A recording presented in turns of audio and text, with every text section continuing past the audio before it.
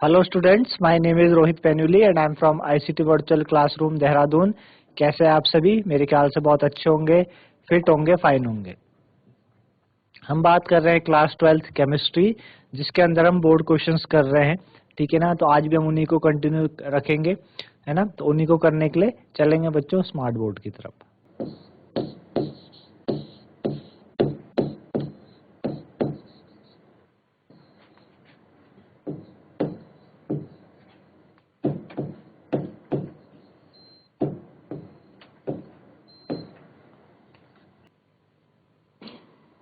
चलिए, अगला क्वेश्चन हमारे पास क्या है? In case of transition element, in case of transition element, in case of transition element,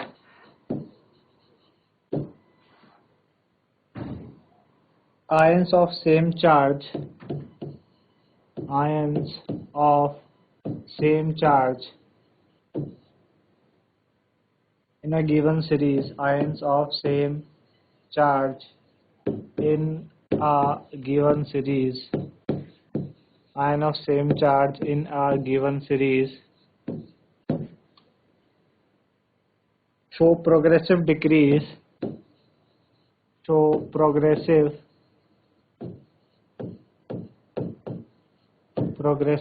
decrease in radius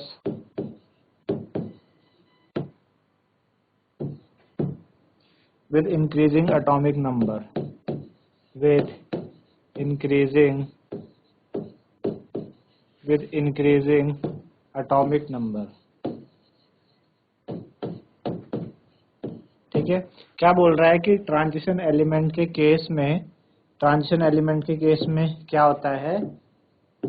transition element के case में ions होते हैं सेम चार्ज के आयन किसी गिवन सीरीज में प्रोग्रेसिव डिक्रीज होता है उनकी रेडियस में, है ना? प्रोग्रेसिव क्या होता है? डिक्रीज होता है उनकी रेडियस में।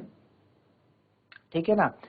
विद इंक्रीजिंग एटॉमिक नंबर जैसे जैसे बढ़ेगा तो उनमें क्या आने लगता है? डिक्रीज आने लगता है।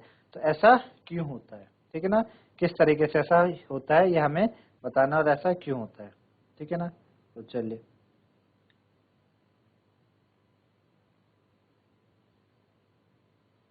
ठीक है ना? तो ट्रांजिशन सीरीज के केस में, है ना, जो आयंस है आपके सेम चार्ज के, कोई एक सीरीज है उसमें सेम चार्ज के आयंस की अगर हम बात करें, तो सेम चार्ज के आयंस की अगर हम बात करते हैं तो उनकी जो रेडियस में कमी आती है एटॉमिक नंबर बढ़ते हुए साथ, है ना? सपोज अगर हम बात करें 3D सीरीज की, जिसमें स्कैंडियम से लेके जिंक तक की अगर हम बात करें और देखें सेम चार्ज के अगर हम एलिमेंट ले, तो हम देखेंगे कि जैसे जैसे नंबर बढ़ेगा वैसे वैसे उनकी एटॉमिक रेडियस डिक्रीज होने लगती है। ऐसा इसलिए होता है कि जब नया इलेक्ट्रॉन डी ऑर्बिटल में एंटर करता है, नया इलेक्ट्रॉन डी ऑर्बिटल में आया, तो हर बारी न्यूक्लियर चार्ज बढ़ता है, एक से यूनिटी से बढ़ता है ना?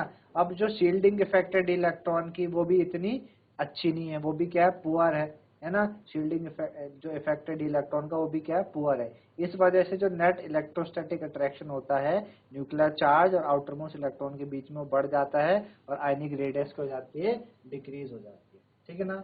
है ना? तो हम क्या लिखेंगे? As the new electron enters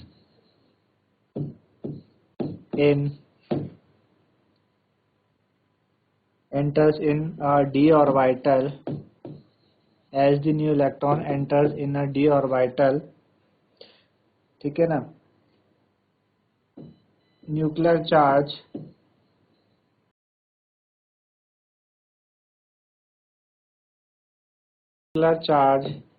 increase by unity, also shielding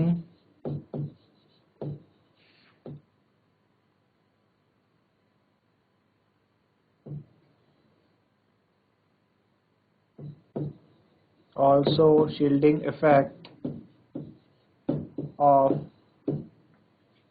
d electron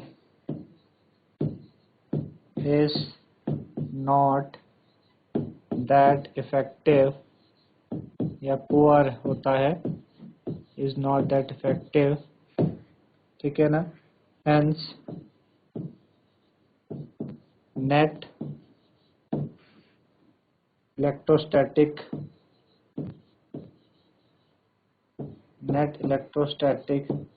attraction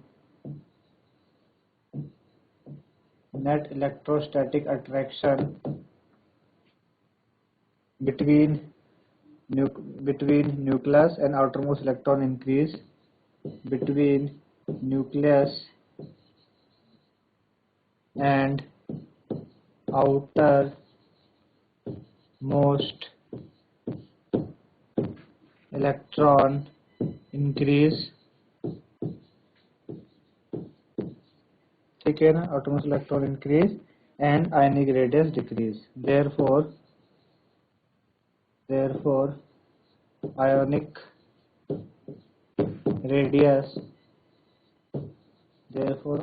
radius decrease. जो आयनिक रेडियस होती है वो क्या करती है, डिक्रीज करती है, ठीक है ना। तो नोट डाउन कर ले आप इसे।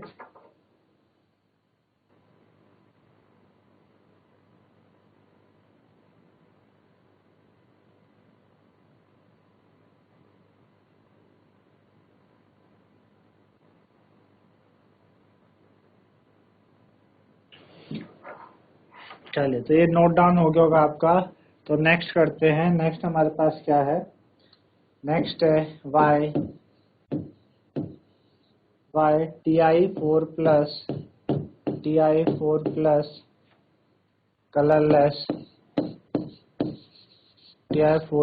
colorless but Ti+3 is violet in color,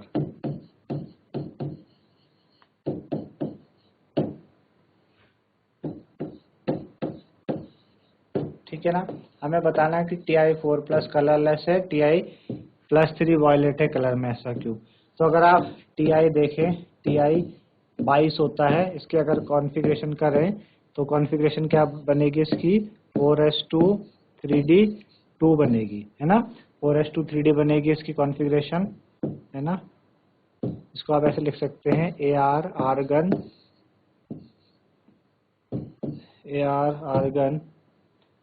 4s2 3d2, है ना, ऐसे बनेगी 4s2 3d2। अब अगर हम Ti+4 की बात करें तो Ti4+ में क्या हो जाएगा, Ar बच जाएगा सिर्फ, है ना। तो हम बोलेंगे कि Ti4+ has absence of unpaired d electrons, है ना, absence of unpaired d electron। Ti4+ है, उसमें absence of d electron है, therefore it is colorless, वो क्या है, colorless है, ठीक है। जबकि Ti+3 की अगर हम बात करें, Ti+3 क्या हो जाएगा आपके पास, Ar, ठीक है ना, 4s0 3d1, है ना। तो हम बोलेंगे it has unpaired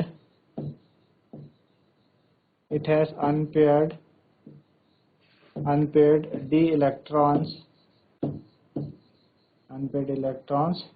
ठीक है ना। therefore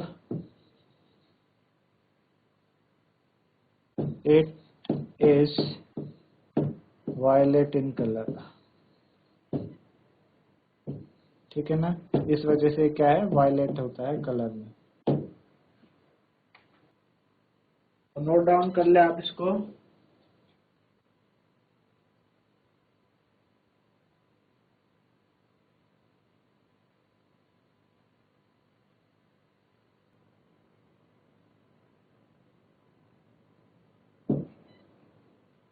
चलिए, अगला है हमारे पास y ट्रांजिशन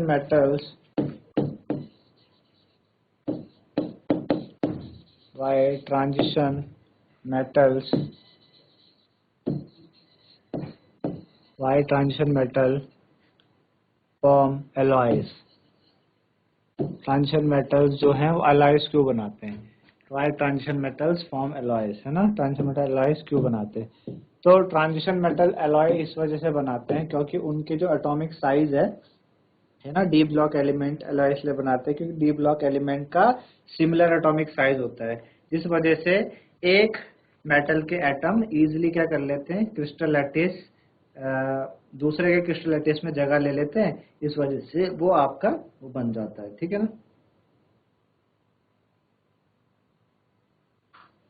ठीक है ना? तो हम क्या लिखेंगे? The D block element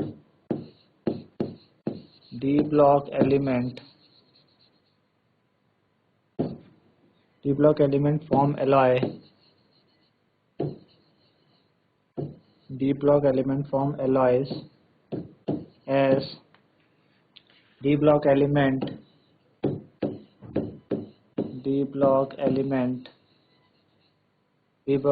form alloys as D block element have similar atomic size,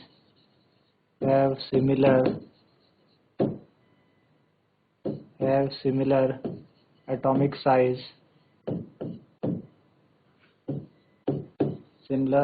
size, ठीक है, due to which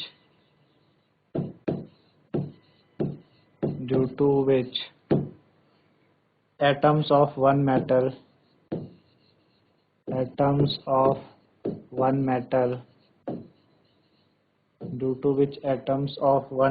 can easily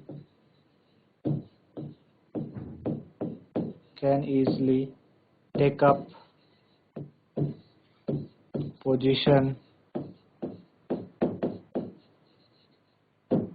in the crystal lattice of other,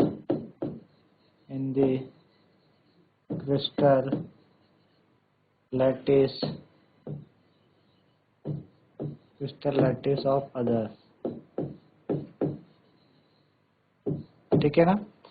D block element हैलाइज इस वजह से बना पा रहे हैं क्योंकि डी ब्लॉक एलिमेंट के एटॉमिक साइज में सिमिलर एटॉमिक साइज होता है, जिस वजह से कोई हमने पीछे भी बात करी है ना, तो इस वजह से जो एटम होते हैं एक मेटल के, वो इजीली दूसरे के क्रिस्टल लैटिस में जगह ले लेते हैं, जिस वजह से ऐसा होता है। ठीक है?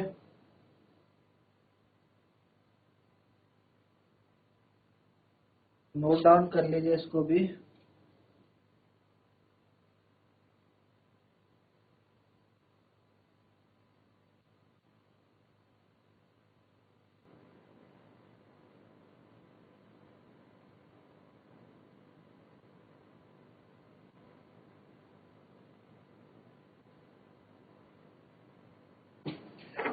चलिए तो आगे बढ़े। Next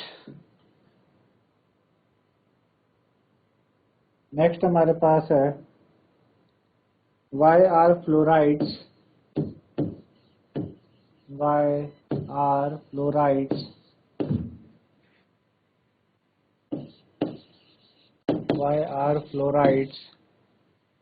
of transition metal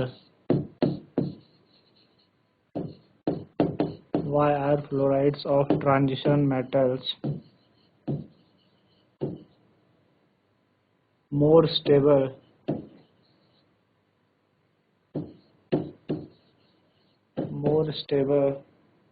in their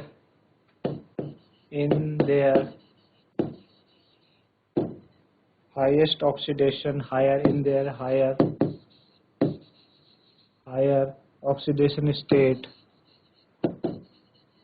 oxidation state,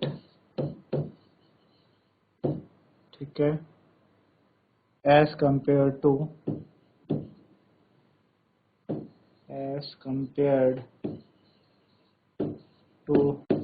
lower oxidation state।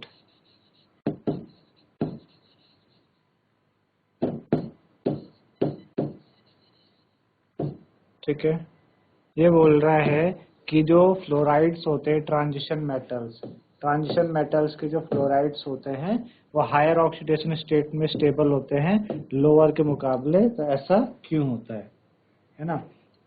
Lower के मुकाबले वो हाईएस्ट में, हायर में क्या रहते हैं, ज़्यादा स्टेबल रहते हैं, है ना। इस वजह ऐसा रीज़न क्यों है, तो ऐसा रीज़न इसलिए है कि फ्लोरीन की एबिलिटी होती है ना, जो फ्लोरीन है उसकी क्या एबिलिटी होती है, फ्लोरीन की एबिलिटी होती है कि वो हाईएस्ट ऑक्सीडेशन स्टेट को ज़्यादा स्टेबल कर पाता है हायर लैटिस एनर्जी और हाई बॉन्ड एंथैल्पी की वजह से, ठीक है ना।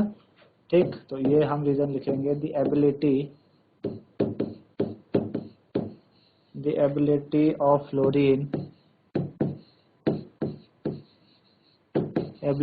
Fluorine, to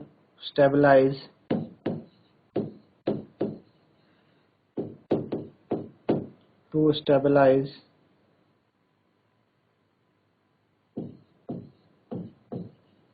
the higher oxidation state,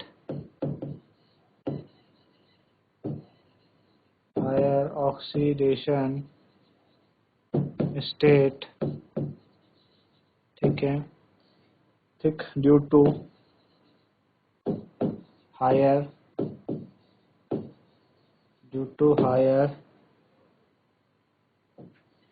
lattice, एक तो हायर क्या है, लैटिस एनर्जी है, हायर लैटिस एनर्जी और हाई बॉन्ड एंथैल्पी,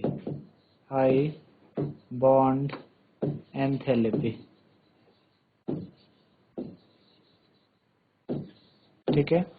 तो इस वजह से हायर लैटिस एनर्जी और हाई बॉन्ड एंथैल्पी की वजह से क्या है, वो ज़्यादा स्टेबल माना जाता है, ठीक है ना। तो नोट डाउन करें इसको।